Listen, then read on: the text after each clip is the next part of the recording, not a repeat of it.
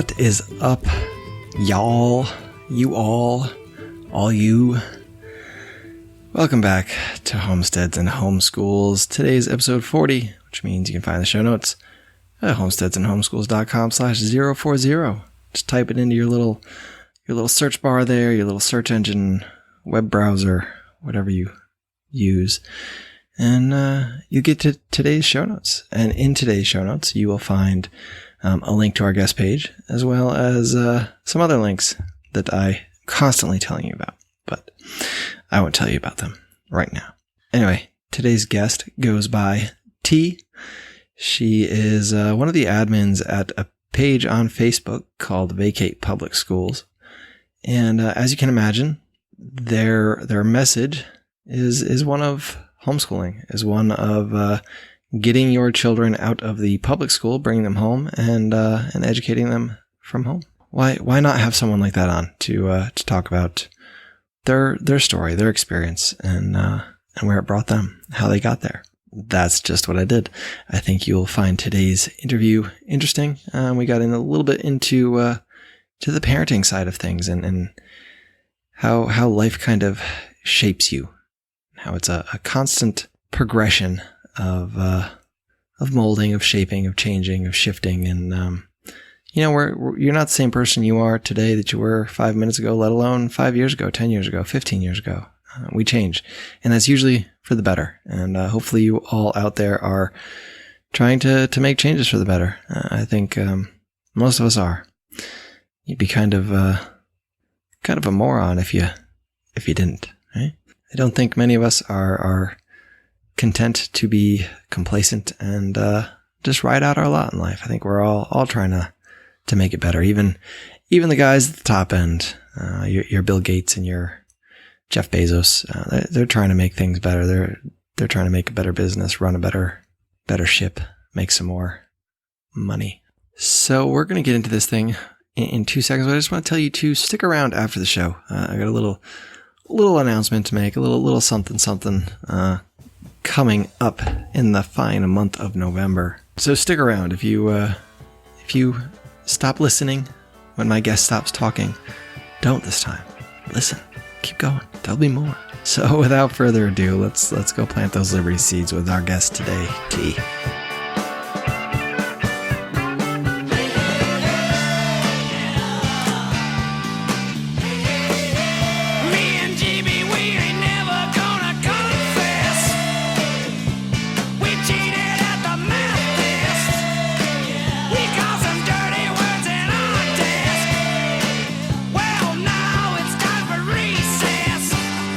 My guest today is T. She's an admin over at the Vacate Public Schools page on Facebook. Lots of fun memes coming out over there. Lots of good posts coming out of there. I enjoy it, and you should check it out. And we'll talk about that a little bit at the end. But right now, let's say hi to T. Thanks for coming on. I know you got a busy schedule there, so I appreciate your time. Yeah, right back at you. I really do. It's been a little hard for us to connect with the things we have going on, but I appreciate your time and what you're doing here and giving me the opportunity to talk to this. Yeah, no problem. It's one of those things, you get spread out and you're trying to balance all those things at home, and it can add up. But so what was your childhood education like? Were you homeschooled kind of kid, or did you go to public school? I never even knew anybody who was homeschooled. To me, the only person that would be homeschooled would have been somebody who was extraordinarily sick and needed tutors at home. I had zero knowledge of it at all. The first time it even remotely crossed my radar was maybe around 2005 to 2006.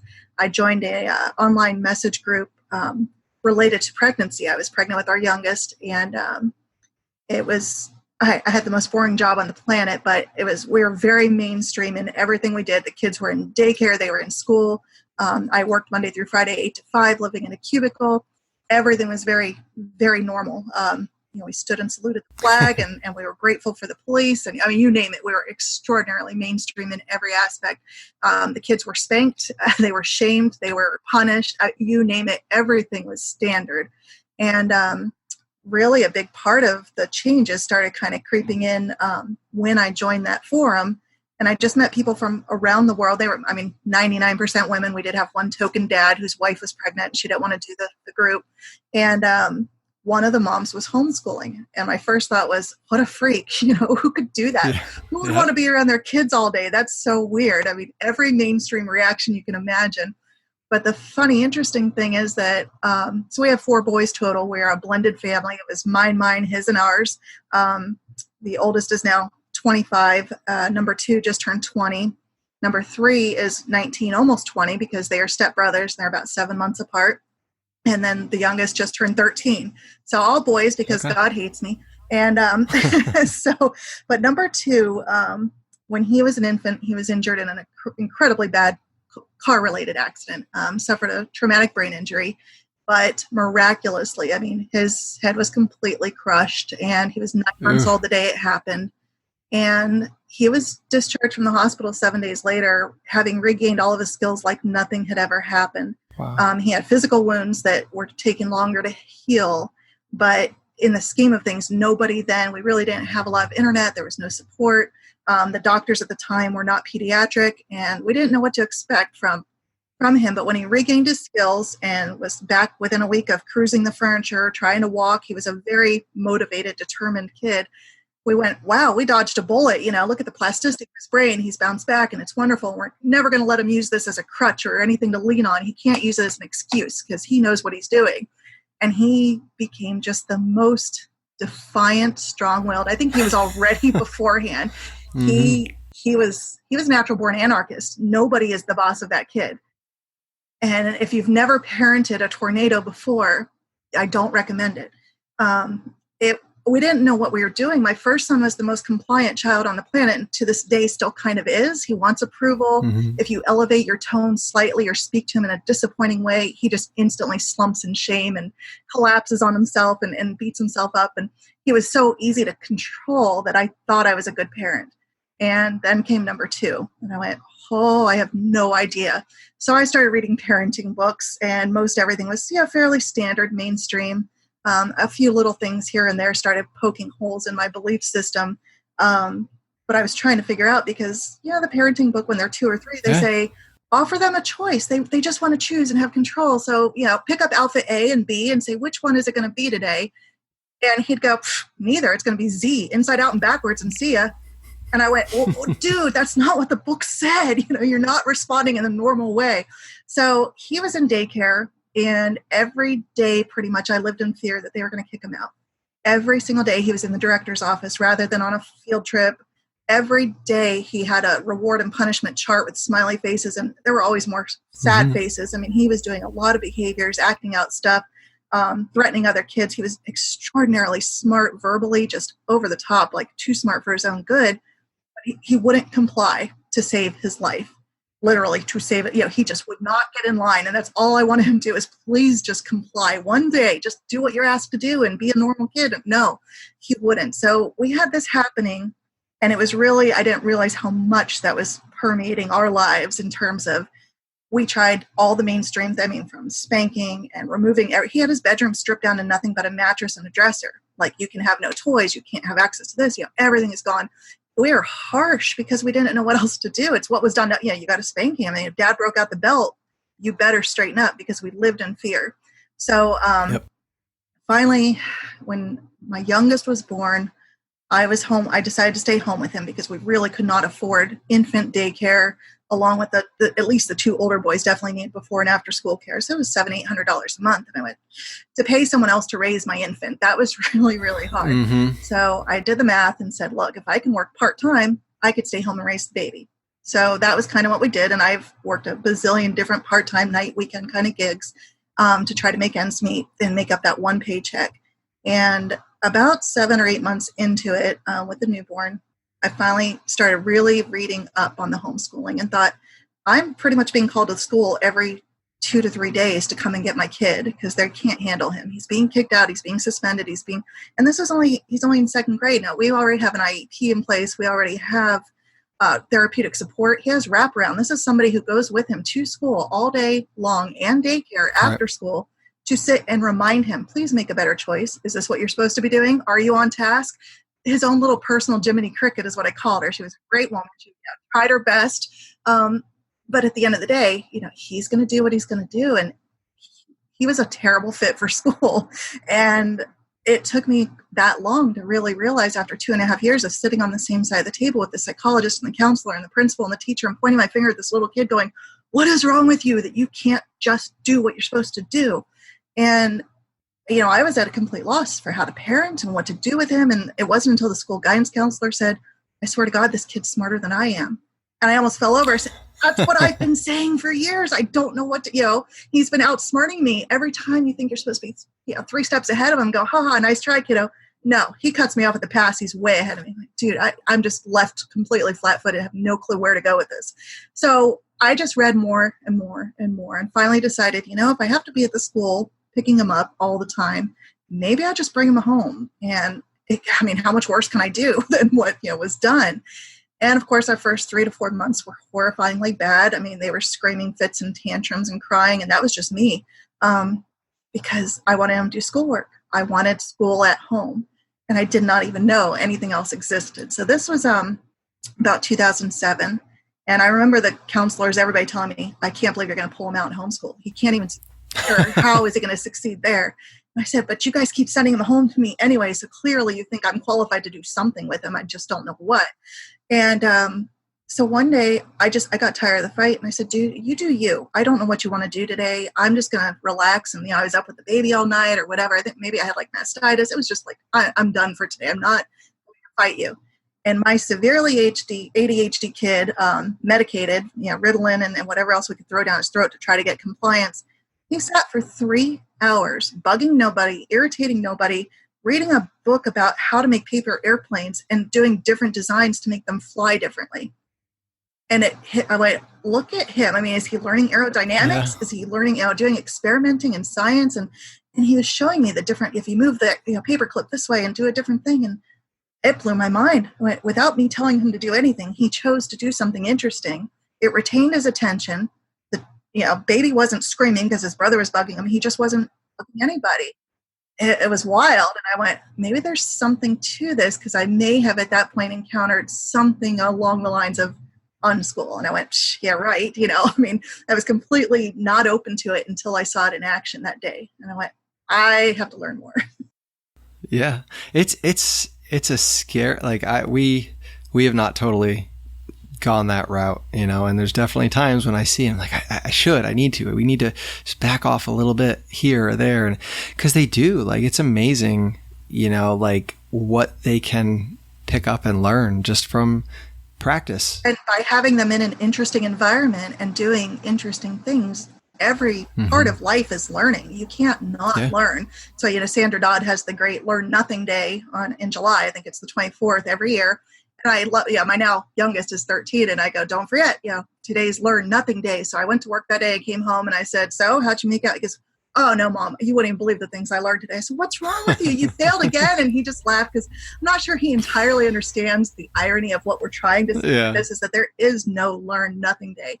If you're a functional human being, if you're somewhat neurotypical, if you live in an interesting, even if you laid in bed in the dark all day, you would learn that this hurts your body and it's not much fun. You're always going to learn something. So it was hard at first to let go. But with him, he was so determined. As soon as I said, what would you like to learn? He goes, oh, can we do chemistry? Can we do this? Can we do, I said, yeah, all right. So let's make that happen. And the scarier part to me was not so much him, because I knew he had this determination to he was going to do whatever he wanted to do regardless. I could either fight him or I could get out of his way and help facilitate, go, okay, you're motivated, you're going to do you. It may not look like school, but if I can just keep him out of jail, I'll be doing pretty good. That became my life mission, is go, okay, let's just keep him from going to prison and make him a decent human being rather than, book smart, because he has issues with his eyes, with tracking and diplopia, convergence. We tried doing reading vision therapy, and he had no desire to do it. So I kept pushing and forcing, and now, when he's ready, he will find the tool or the way. And he has 1,000,001 crutches to get through his day without having strong reading, writing skills. So it always amazes me to watch him. But the scariest leap was letting my infant, then toddler, then preschooler grow with zero schooling. And even now it kind of makes me clench up, go, oh my gosh, it was this huge leap of faith to say, I'm not even going to make him sing the ABCs. And I just asked him a week ago, do you even know the ABC song? He said, the what? I said, ABCD. He goes, no, I don't. I said, have I failed? Or if he needs to alphabetize something in the future, can he learn this? I mean, if a 5-year-old can learn it or a 3-year-old, then yes. Yeah. But he is fully autodidactic. He is completely self-taught. I've read that boy brains are not actually ready to read until between ages like 9, 11, 12-ish. Mm-hmm. At about 8, I started going, look, he's an emergent reader. I can see this coming. And then at 9, I'm like, he's still emergent. Oh, God, it's 10. What have I done? I failed. 11. Can you read yet? Oh, and it finally happened. And I went, he's a phenomenal reader. And all the nuances of the English language he can pick out and he understands. And he's actually a language master. He loves wordplay and stuff. And so watching him develop and grow in his own way was exhilaratingly, terrifyingly wonderful because, and I still don't know, right or wrong, I don't know, but he's 13 and he has such depth and breadth of knowledge of things that far exceed anything I've ever had. He tell you every history of guns back to whatever, the 1700s or something, and everything since then. He knows blacksmithing. He knows all these video games. He knows a million things, and he's got vast interests, and he has all the time in the world to pursue it. And I will tell you, in learning this is where, with this really strong-willed child, I started rethinking the parenting. And that's where the radical side of the unschooling came in to go, is there a different way? Because I've taken psychology in college, and I was told there were 3 ways to parent. There was the permissive, which is the sit on your ass, do nothing, and go, little Jimmy, you better stop or I'm going to hit you, And you just go, get off your ass and go do something. Don't let them jump on the dog. You need to do something. They just sit and threaten or do nothing. Go, just don't bother me and it'll all be good. And then there's the authoritarian, which is where we were in terms of do what I say or else. Parenting with might is right and fear, based sort of, you do this or you're punished and you suffer. And then there's authoritative, which is, I love you, but we have healthy boundaries and, we're going to set them. And when you mess up, there's going to be a consequence, but we're not going to beat you. It's kind of done lovingly. And that's what is presented in psychology textbooks at the college level. There's a 4th paradigm, and people don't know or acknowledge this because it's such an antithesis to our culture to say children are human beings worthy of respect. They're autonomous, and we can let them partner with us and live in an almost democratic way to say, we all have to live together. What's the best way to do this? And we seek win-win solutions and negotiate and barter and, discuss together. And when I have something I urgently need to do, I can go, guys, I urgently need this. How can we work together to make this happen?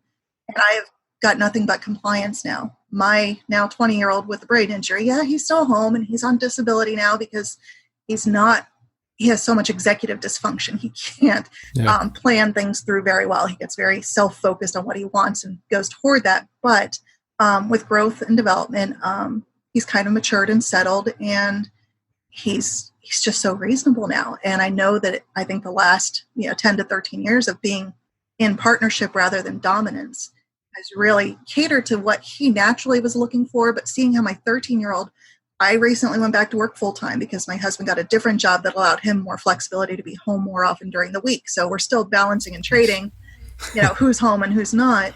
But so I'm back in the Monday through Friday grind because benefits are great, and I went years without. So, but I can text a 13-year-old and say, this is what we're having for dinner tonight. Can you get it started?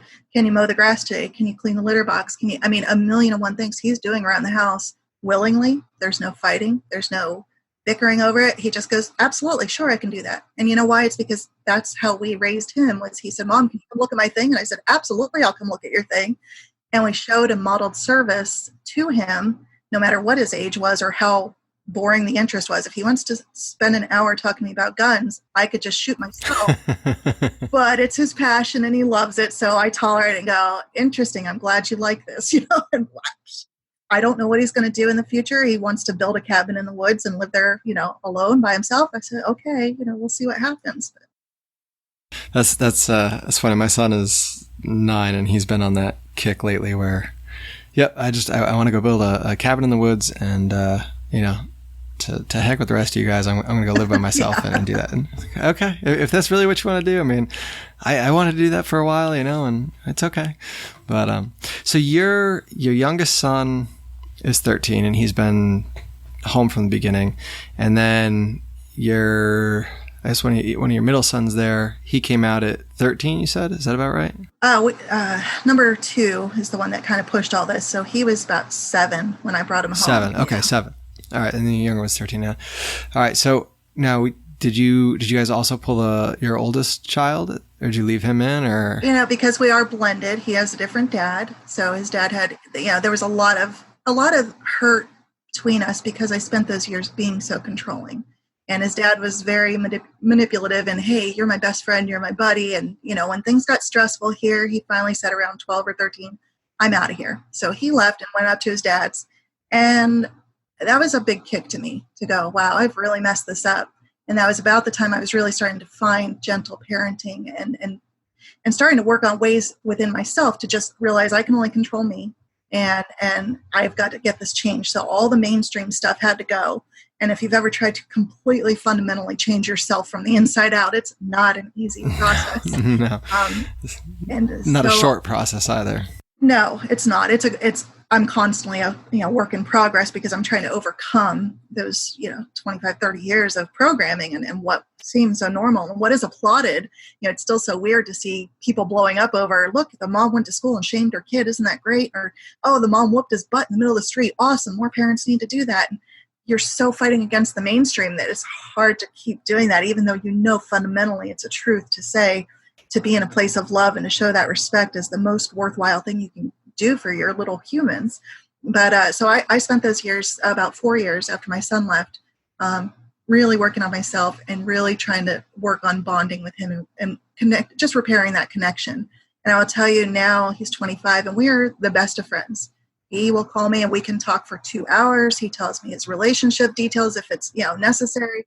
He tells me his job woes. He comes to me for advice, and he has a better credit score than I do because he actually listens to my advice and he applies it. I'm like, wow, if only I'd had me when I was that young and messed everything up. I had no idea what I was doing, but he's living on his own. He's working, he's making decisions, and he's adulting really well. And I'm so proud of him, but I know a lot of that for him, he has a lot to overcome. He had a lot of hurts in his youth. And, I apologize all the time to him because I know I played a part in that. And I just encourage him to do better, especially before he procreates. Go get it fixed now, do your shadow work, and get yourself right. And I think just by modeling, he has definitely seen the change in me from who I was then to who I am now. And I'm certainly not perfect, but, a lot better. I'm not the screaming, hysterical control freak trying to, demand compliance from everybody. I think that's like a huge thing. I mean, and that's how we learn, right? You learn by modeling, by watching others around you. And when you're a parent, that's something I need to think about all the time. And I don't, it's far from it. But I mean, when you think about that, think that your child is watching you, and that's how they're going to grow up and parent. That's how they're going to grow up and live. And like all the things that you feel like you could do better about yourself, they're picking that up, and it's not just a self-help kind of thing. I need to make myself better. You're making yourself better for everybody, for all your kids. Exactly. And when you have them home and you have the time to build those relationships with them, it's just that much better. It is. Yeah. And it's really, it's a future generation kind of work. I get angry sometimes that I'm the one who has to do the heavy lifting.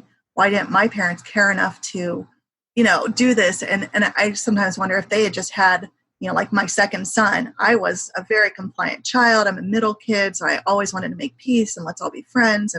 And there were a lot of really crappy family dynamics that were handed down. There's alcoholism, there's, just neglect, there's all kinds of ugliness that was given to me. I don't even say I have a family tree. It's a shriveled up little broken shrub that I'm kind of ashamed to even look at. Go, God, those people are horrible. And I used to be one of them. And I didn't even know what I didn't know. So until I started learning and growing, going, wow, I have been so wrong. There was a book by a woman named Becky Bailey, and she's a little more mainstream, but she was probably the most radical thing I read when my number 2 was about to. And I think the book was something about dealing with difficult kids. And it was 7 ways to fix or do. And I went, oh, that's what I need because I have a difficult kid. And her book was really about how you parent them and how you approach it. And one of the examples she gave was, you can be parent A or you can be parent B. So you walk in the room, the kids are fighting over a toy. Parent A is what I always was to go, you know what? Nobody gets the toy then. You guys can't get along and figure it out. I take it. Now nobody has it. Parent B says, wow, you both really want this toy. How can we work this out and figure out a way that we can all be happy? And I went, holy, I didn't even know parent B could exist. It's, mind-boggling to me. And she said that sarcasm, something I had finally honed and was so proud of and really shined on the internet, being a super sarcastic person. And she said that that's a defense mechanism to, protect yourself. And when I was like, she just triggered me completely. I went, what? That was my core being. I prided myself so much on that function of my life that, to say that was a defense mechanism, protect yourself. And I went, God, she's right. And I hate her, but wow. And I had to keep reading it to see. But,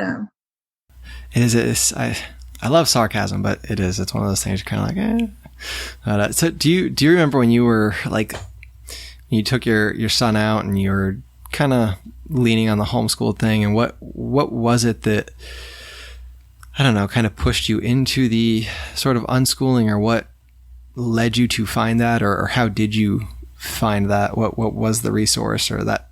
Yeah, I don't remember one particular like turning point to go, oh, what is that? I joined a lot of Facebook groups. I'm huge on information. I'm huge on learning anything that I can. If I'm presented with a challenge or an issue or a conundrum, I go, I have to learn as much as I can about this right now. Yeah, so I understand it and have all the depth and information here. And so I'm kind of an information junkie. So when I said we're going to homeschool, I went, okay, now I need to find the homeschool people. Where are they? So first we joined a local co-op, and that was great. It's been a great resource over the years. But I immediately also joined Facebook groups and support groups on forums. And at the time it was Yahoo lists, that was kind of just as we were evolving, coming out of MySpace, and that sort of thing was all coming together around that time. And somebody, I'm sure in a group, either mentioned John Holt or unschooling. And I went, what? And I read about it and went, oh, isn't that funny? Like total dirty hippie stuff. It was just so out there. But then, like I said, that day when he bugged nobody and did paper airplanes for 3 hours, mm-hmm. I almost fell over. I went, whoa, wait a minute. There's got to be something to that, what I was reading about, because prior to that, I don't think I was giving it much credibility. When you're raised believing that, they have to feed you the knowledge and that one person's in charge of the 30 and you do what you're told. And that was probably a turning point for me also around that time, was when Ron Paul ran for office around 2006. And a guy I was working for online, I was doing virtual assistant work, he started giving money to Ron Paul. And I went, who the hell is Ron Paul? Yeah. So I Googled him because, again, information. And I went, oh, interesting. And as I kept reading, and I went, holy crap, I never even thought about real liberty or real freedom or how enslaved we actually are in this system. And he opened my mind to something I had never contemplated. I was a really hardcore Republican. I'd probably have been a biggest fan ever of Trump if it were me 15 years ago. And it's terrifies me. I didn't know better. I was doing exactly what I was raised to do. My dad was a firefighter. We saluted everybody. It was just, that's what you did. And I was the person on the internet arguing that you had to hit your kids. Some kids need to be spanked, and it's not because you're mean or abusive. It's because they need it. And I went, now I'm the weirdo hippie that I couldn't understand then. And I'm going, no. There's a whole different way, and it's actually more detrimental. And build a relationship. None of that could register with me. So all of these things started transpiring around that time, and so it's been a very interesting path to follow, to relinquish beliefs that were so intrinsic. And at one point, I kind of said something to my dad about, you got to question the things. And if you ask enough questions, and he said, oh, no. There is a point where you can ask too many questions. And I went, no. Yeah. No. Leave that for a moment, I don't buy any conspiracy theories, but are there really good questions without good answers? There are. And so I'm not going to wear my tinfoil hat and say, I absolutely know the truth, because I don't. There's a lot of questions without good answers. But that's kind of where it's left me, from being a super duper mainstream, predictable person with all those patent, box. If you don't support the soldier, stand in front of them. I mean, everything right down the line. those came out of my mouth and onto the internet. I was, that person. So yeah, looking back, I wish I could wake up everybody and say, there's a whole different world that you're missing. And it's about connection and relationship and goodness. And they don't know it because they're indoctrinated, just like I was. Yeah, it's so yeah, I mean that is when you grow up a certain way, just like you grow up, and that's how you parent. You parent the way you see, and it's the same thing with politics and religion. Every other thing that you don't think about. You have to think about some of these things to actually, if you want to progress forward. Right. Well, and I think there are a lot of people that vote on Dancing with the Stars, and they live their lives, very sheltered, so they don't have to think. They keep their minds very busy and occupied with what's happening this weekend. Are we going to go to tailgating? Are we going to, they're, and they go, oh, I'm not political at all. And that's how they avoid it. And they just kind of keep their head down, and maybe they're happy in that. That's fine for them. But for me, my son kind of kicked my butt and said, you have to figure out a different way to do this. And I went, it's easy to be apathetic. It's easy to just kind of, well, they both suck, so I'm just not going to do anything. That's easy to do. Yeah. That's what I did for a long time. And then I kind of realized that there was other things out there, and that, it doesn't have to be one or the other. There's this other thing out there. So. Yeah. Well, and I've gone completely, I went from libertarian, then after Republican, kind of slid into libertarianism, to voluntarist, to going, I am a 45-year-old anarchist. I do not live in my mother's basement. I, have a job. Here's the really funniest, best part that cracks me up every single day. So, my 20-year-old has a brain injury. Compliance is an issue. When he gets stressed, compliance is an issue. So 5 or 6 years ago, when the video came out about Kelly Thomas, if you know who he is, was beaten to death, a schizophrenic man, homeless on the street, failed to comply and was literally beaten to death. And none of those officers were held accountable in any way. That hit me so hard, because I realized that could be my kid. That could be my son in a heartbeat. And we've already had numerous encounters with law enforcement. There was a day where he didn't take his afternoon meds, and state police were here, and they said he tried to talk to them, and the officer got really kind of threw her shoulders back and said, "Are you on drugs?" And I said, "No." I said, "He didn't get his drugs. That's the problem. Yeah. That's the issue. Stop." And when you see that there was a kid with autism beat, or the caregiver of the autistic kid was shot. Yeah. I worked in a group home for a while with severely autistic people, and it's we weren't allowed to fight back. You can't aggress against them. They don't know what they're doing. You find other ways to de-escalate and redirect and do other stuff. And so I started seeing that, maybe I just started looking more for those instances of abuse of power and against the most helpless populations. And so recently, I took a job in a police department. Oh, it cracks me up to no end. Every single day just amuses me to no end that, if they had any idea, if my Facebook were not locked down and they could see what I say, it's just so funny. But really, what am I saying? I'm saying I want the most helpless among us to be helped, not hurt. I want, if they're going to be there, don't come at it with ego, and don't come at it with aggression. Come at it with understanding and a willingness to help, not to, defend yourself against an imagined threat. So I figured if I could do it for 2.5 years in a group home, one of our guys was 6'5", 300 pounds, very aggressive. He took a ballpoint pen one time and jammed it up the nose of another resident. It popped out near his eye. Ooh.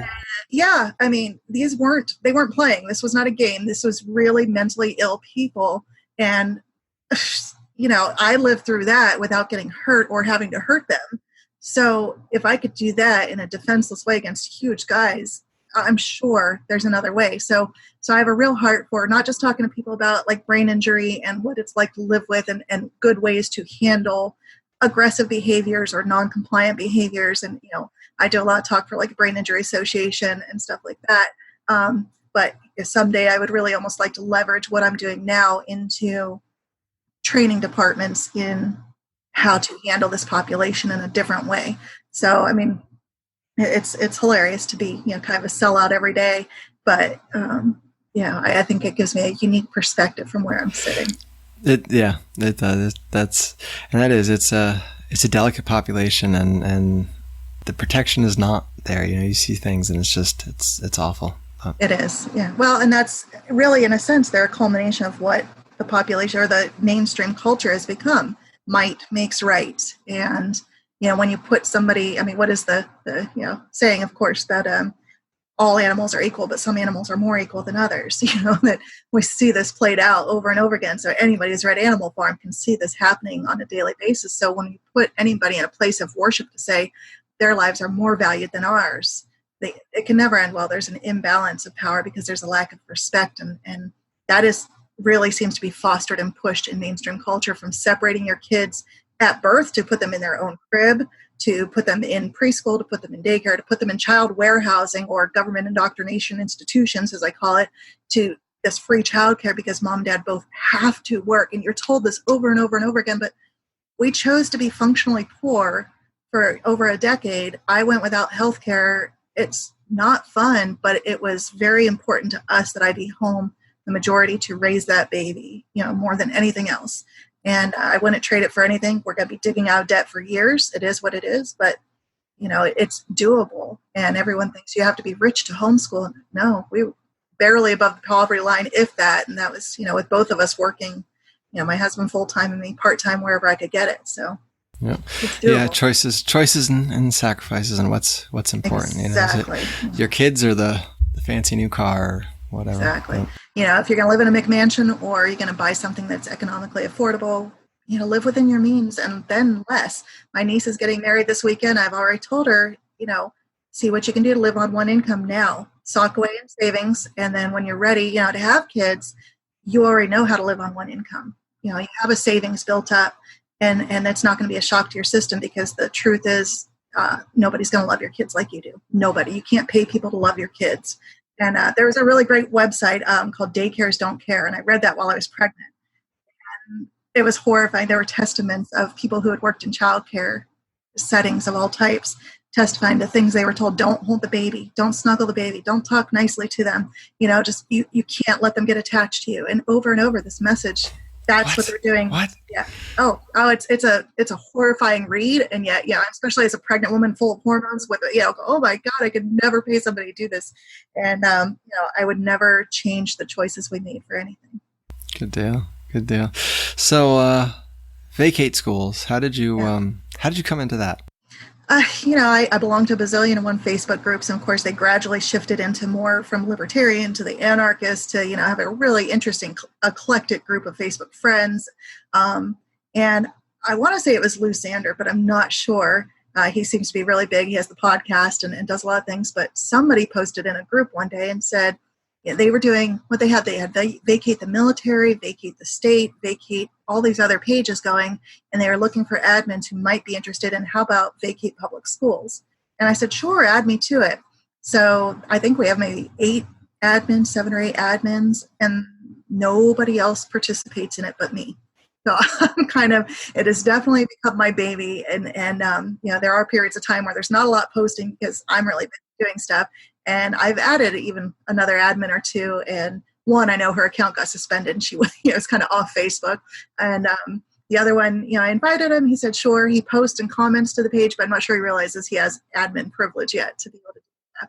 So, the weird thing was when we all came together, I didn't know most of the other admins, and I'd have people posting stuff with which I really disagreed. They would post an anti-homophobic or, like a pro-homophobic thing and a really religious, kind of content and like we should homeschool because we can teach about God. And I'm going, yeah, that's not really where I see this page going. I'm glad that they backed off or went away because I don't want to fight against the admins, but having a common vision for let's just focus on getting them out of school, whatever your agenda is at home. I'd much rather practice tolerance and acceptance of others and put that out there because you're going to get a lot more buy-in and it's the right thing to do. But, I don't want to vacate people. I want to vacate public schools. Yeah, no, that's definitely, there's a lot of, different reasons that people homeschool, and to try to convince them that one reason is better than the other is kind of, right. I don't know, teach their own, Well, and everybody has to find their own motivation for it. What is your tipping point? For me, it was, again, my son was getting kicked out all the time anyway, and I figured if I was going to be home with the baby, here we go. We're going to save a trip to the school every day. We did keep my stepson, who's, again, 7 months younger. He stayed in school for the most part. His mom did not want him homeschooled, and that was fine. It was fine for him. He's okay student. He didn't end up graduating. We ended up graduating him from homeschool. We actually did that with my oldest as well. He decided when he was about 16 that he just said, I'm so done with this, Mom. I said, that's fine. I said, well, I let him de-school for an entire year. He pretty much just played Modern Warfare in his bedroom. And, we periodically hear him scream out, fuck yeah. We go, well, I guess he's doing okay. And, when he was ready, and each of the boys, whenever I graduate them, I give them a diploma with the date of April 1st, because to me, that's what it is. It's just a joke. Because the entire, we live in a reporting state. So we have to report annually. We have to have evaluation. It's not the most strict. We just had some loosening of our regulations, but all these years to me, it's playing a game. They started it. So I'm just going to kind of play along and do what I need to do to fake it with them. But, I'm more interested in raising human beings who have compassion and are willing to help others. And so we've done a lot of interesting things, from having international students live with us to homeless people live with us to doing service, whether it was through church or community or just, I'd rather model for them being a good person and let them find their passion. So, yeah. And I always say, when you watch like a Dr. Phil type talk show, first thing they do with a midlife crisis, miserable 40, 50-year-old, they say, what did you love to do as a kid? Can you find a way to do that now and monetize it? Like, oh, I'm just saving like 30 years of misery to say, find what you love to do and follow your heart and do that now. Well, I appreciate the stuff that gets posted there. Do you make a lot of that content? Is that yours? A lot of it I'm pulling and sharing. There are a few things that I've made and created myself. All the commentary on it is me. I like the hashtags I've kind of come up with and keep pushing it. I love seeing friends who don't know that that's me repeating my hashtags. It kind of makes me laugh to go, oh, look, I'm getting there, and they're repeating their audience. So, to see that trickle out and stuff. So, yeah, I mean, I belong still to so many different groups, and whenever I see anything related to school, I kind of jump in and go, oh, wait a minute. Is this worth posting? And the funny thing is, I read the Daily Mail almost daily because it's hilarious to read. But when I see a story related to this kid was bullied or whatever, I immediately go to the internet and search for a legitimate news source before I post it, because I don't want somebody going, it's the Daily Mail. But I have yet to find a story they're wrong on, honestly. So, take that for what it's worth, but I'll go get it from an ABC or CBS sort of thing and source it that way. Yeah. There's always a grain in there somewhere, and a lot of the times you thresh it out. It's impossible to thresh everything out. You need 3, 4, 5 sources to actually figure out what happened. But yeah, funny thing is, I mean, how many times now you're seeing stories, especially, and I will never jump on one of these, about a story of racism that happened within a school or setting. There was a young girl recently, 12, said she was held down by 3 white boys and they cut her hair. And as soon as I read that, just like during each of the elections, there's this escalation of, crazy behaviors, and inevitably it comes out to be the other side. It's like these lies are happening. And if people haven't seen how this is happening, the waiters who write the ugliness on there, I don't tip for fags, kind of thing. And then it turns out they did it themselves. It wasn't the customer at all. And those stories keep happening, and people fall for it and jump in and just, ready to get a firing squad going. How could people act like this? And then it comes out, no, you have Jussie Smollett who pretended with a noose around his neck. And everything about the story was suspect, because it's, I think when you go out in your community, no matter what, people are just fundamentally good. Better than what anybody gives them credit for. I know there are jerks. I know there are people who are, but I think hurt people. And there's a lot of hurting people in our culture. So if I can do anything to give back and sow some niceness and kindness out there to the world, I'm going to do that, because that's, how we're going to turn it, and, focus on what you want versus, looking at what you don't like and see. Yeah. Good deal. Appreciate it.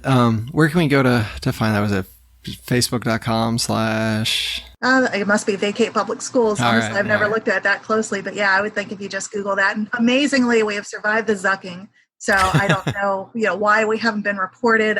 I do try to, we avoid vulgar stuff and really inflammatory things, but some people get really triggered, and you'll see periodically where teachers come in and just get all up in arms about clearly we're attacking them, and they're just as much a victim of the system as anyone else.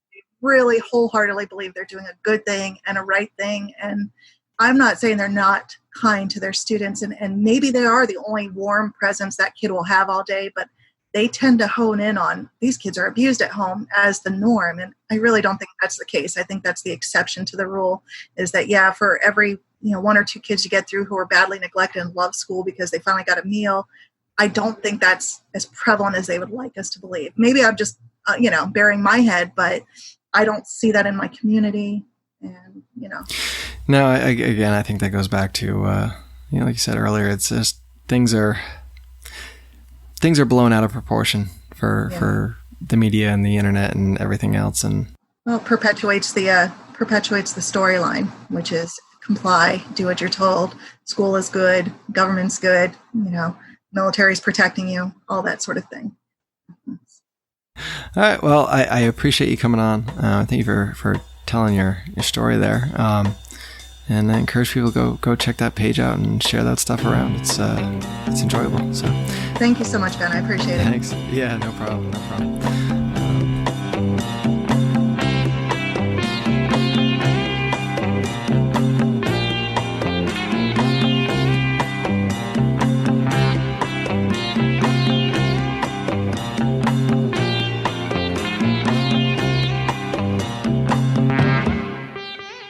And so that was T. Go check out the Facebook page, Vacate Public Schools. There's lots of memes, lots of good quotes, all sorts of things on there that will make you think. They might have been things you thunk before, but there will be things, no doubt, that will make you think some more. You can share it with your friends and make them think. We can all think our way through life. At the top of the show, I told you I would have a little announcement, and I kind of do, November's coming up. And on my screen, I had some musicians that I had wanted to talk to. And I went ahead and consolidated those musicians into the fine month of November. So every Tuesday in November, I will have a musician come and talk about either their homesteading journey or their homeschooling journey. And I think you'll all enjoy it. I have some great guests coming up. And I encourage you to, if music is one of those things you kind of enjoy, or if music is something you want to get your kids involved in, take a listen. Give them a listen. So get out there, go hit those subscribe buttons, go to iTunes, give it 5 stars, give it 4 stars if you want. That's okay too. Though if you do give it less than 5 stars, please let me know why. Send me an email, homesteadsandhomeschools@gmail.com. Tell me why you only give me 4 stars. What can I do better? What can I do to tickle your ears in a kinder way? In a way that you enjoy. Oh, also, Thursday is Halloween. Thursday is also the last Thursday of the month. And that means I'm going to have another update from my little corner of the world. So stick around for that. If you enjoy those, again, let me know. If you don't, let me know too. And I will save my time. So yeah, that's all for now. Enjoy your week. Enjoy the fall weather. And I will talk to you on Thursday. Remember, get out there, sow those seeds of liberty. We can all reap sheaves of freedom together. I'm gonna ride us this dream.